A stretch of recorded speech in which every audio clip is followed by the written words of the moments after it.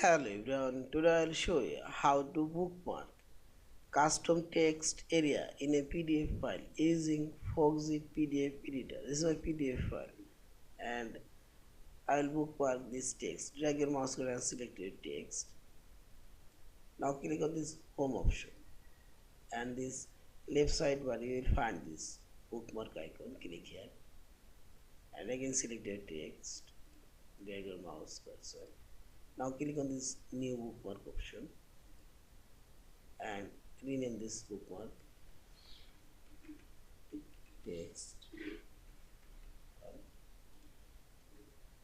and go in here and click on this bookmark and see this text now bookmark. Also I'll bookmark this text area, drag your mouse and select, and here also you'll find this bookmark option. Click here and rename it.